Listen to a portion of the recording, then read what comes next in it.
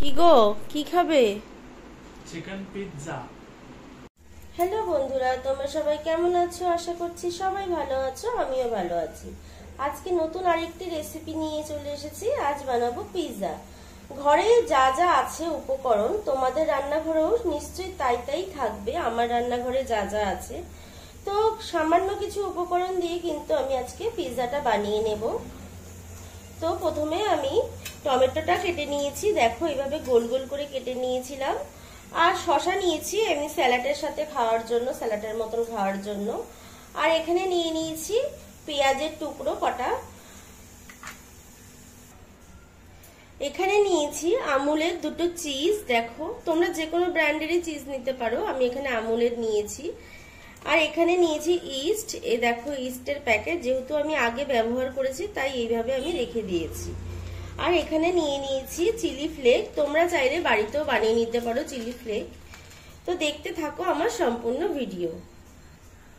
নিয়েছি এখানে 3 বাটি পরিমাণ আটা, তোমরা চাইলে এটা ময়দা দিয়েও করতে পারো, যেহেতু আমাদের বাড়িতে ময়দাটা অ্যাভয়েড করে চলি সেই কারণে আমরা আটা নিয়ে নিয়েছি। তো বন্ধুরা, আমি একটি পাত্রে প্রায় 1.5 কাপ পরিমাণে গরম জল নিয়ে নিয়েছি। জলটা কিন্তু খুব গরমও না খুব ঠান্ডাও না। তো নিয়ে নিয়েছি। এখন আমি 1 চামচ পরিমাণ চিনি দেব এখানে। দিয়ে দিচ্ছি এখানে 1 চামচ পরিমাণ ইস্ট। ইস্টটাকে অবশ্যই কিন্তু তোমরা ব্যবহার করবে, না হলে কিন্তু পিৎজার ডো কোনো মতেই বানানো যাবে না। তো আমি আরেকটু পরিমাণ দিয়ে দিচ্ছি, এই 1.5 চামচ পরিমাণ ইস্ট দিয়ে দিয়েছি। দিয়ে এবার এটাকে নাড়িয়ে চাড়িয়ে নেব। তোমরা কিন্তু এইভাবে নাড়িয়ে চাড়িয়ে নেবে এবং 10 থেকে 15 মিনিট এটা ফোলার জন্য রেখে দেব। তো আমি ঢাকা দিয়ে রাখলাম। 10 থেকে 15 মিনিট পরে ফিরে তো এসে দেখাচ্ছি কেমন হয়েছে। পিৎজাটা যেহেতু আমি ভেজ বানাবো তাই কটা সোয়াবিন আমি ভিজিয়ে রেখেছিলাম। সোয়াবিনগুলো ঠিক এইভাবে চিপে আমি ব্লেন্ডারের বাটিতে একটুখানি ক্রাশ করে নেব, মানে একটুখানি নাড়িয়ে নেব ব্লেন্ডারের বাটিতে, বেশি মিহি করব না। দেখো এইভাবে চিপে আমি জলটাকে কিন্তু অবশ্যই ঝরিয়ে নিচ্ছি। তোমরাও ঠিক এইভাবে সোয়াবিনগুলো চিপে জলটাকে ঝরিয়ে নেবে, তারপরেই কিন্তু ব্লেন্ড করবে। দেখে নাও আমি কিন্তু ব্লেন্ড করে এনেছি, ঠিক এই রকম অবস্থায় কিন্তু আমি নামিয়েছি। বেশি কিন্তু আমি মিহি করিনি, ঠিক একটু দানাদার টাইপের থাকবে সেইভাবেই কিন্তু তোমরা ব্লেন্ড করে নেবে। এদিকে আমি পিৎজা সসটা বানিয়ে নেব। দেখো এখানে সিদ্ধ করে রাখা অর্ধেকটা পেঁয়াজ নিয়েছি, 2-3টে সিদ্ধ লাল লঙ্কা মানে শুকনো লঙ্কা, আর এখানে সিদ্ধ করে রাখা একটা টমেটো নিয়েছি। তো এটাকে ব্লেন্ড করে নেব, এটাই আমাদের পিৎজা সস। দেখো পিৎজা সসটা আমি কিভাবে বানাচ্ছি, সম্পূর্ণ ভিডিও আমার দেখতে থাকো। দেখো ব্লেন্ড করে নিয়ে এসেছি, দেখতে পাচ্ছ টেক্সচারটা কত সুন্দর এসেছে। তো চলো এখন আমি পিৎজা সস বানানো দেখাচ্ছি। দেখো এখানে আমি একটা কড়াই নিয়ে নিয়েছি, কড়াইতে ঠিক 1 চামচ পরিমাণ আমি সর্ষের তেল দিয়ে নিচ্ছি।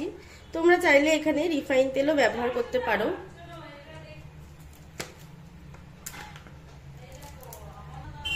তেলটা গরম হয়ে গেছে, এখন আমি জিঞ্জার গার্লিকের পেস্ট দিয়ে নিলাম।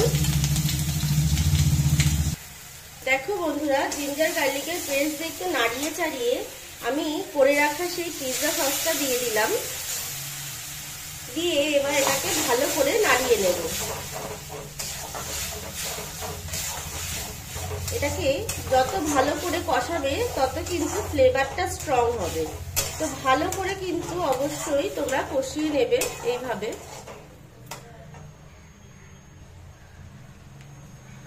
দিয়ে দিচ্ছি সামান্য পরিমাণে লবণ, আন্দাজ মতো লবণ দিতে হবে। দিয়ে আবার আরেকটু নাড়িয়ে দিতে হবে।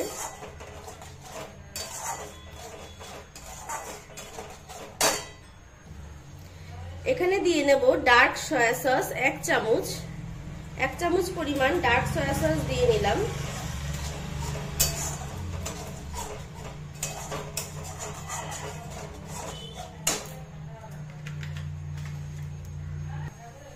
দিয়ে নিচ্ছি 2 চামচ পরিমাণ টমেটো কেচাপ, তোমরা চাইলে এটা স্কিপও করতে পারো, কিন্তু দিলে টেস্টটা দারুণ সুন্দর আসে, একদম দোকানের মতন। তো আমার এই সসটা কিন্তু অলমোস্ট হয়ে গেছে, আর একটুখানি আমি এটাকে নাড়িয়ে চাড়িয়ে নেব। দেখো আমার এই সসটা কিন্তু রেডি হয়ে গেছে।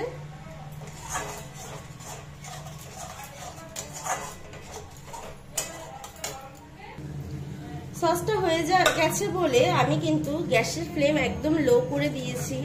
দিয়ে এবার এই সয়াবিনটা আমি এই সসের সাথে মিশিয়ে নিচ্ছি, যাতে কি না আমার হাজবেন্ড কোনো মতেই বুঝতে না পারে আমি তাকে সয়াবিন খাওয়াচ্ছি চিকেন বলে।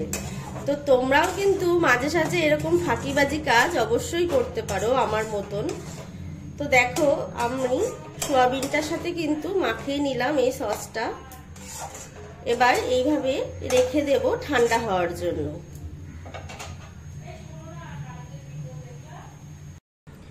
দেখো বন্ধুরা কতটা ফুলে গেছে এই ইস্টটা। এবার আমি আটাটা মেখে দেখাবো। দেখো আটা আমি নিয়ে নিয়েছি, এবার এই জলটা আস্তে আস্তে মিশিয়ে নেব। তার মধ্যে কি আমি মাখতে পারবো? চলো দেখা যাক মাখতে পারি কিনা।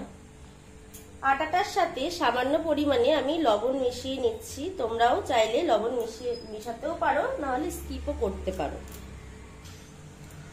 সাথে দিয়ে নিচ্ছি 2 চামচ পরিমাণ তেল।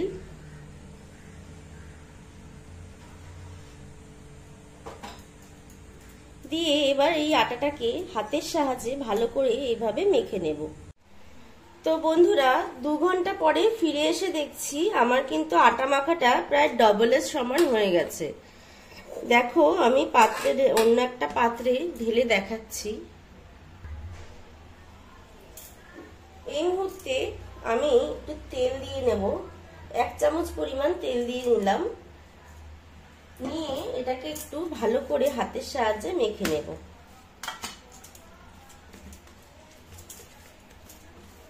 দেখো আমি কিন্তু আটাটা মেখে নিয়েছি ভালো করে তেল দিয়ে।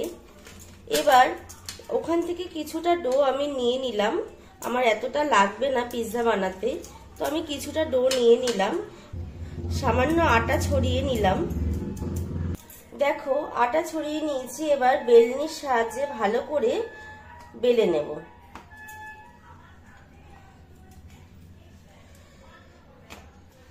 তোমরাও কিন্তু দেখো আমার পিৎজার ডোটা কিন্তু বেলা হয়ে গেছে। এবার আমি পিৎজা বানানোর জন্য মাইক্রো ওভেনের প্লেটে একটু আটা ছড়িয়ে নিয়েছি।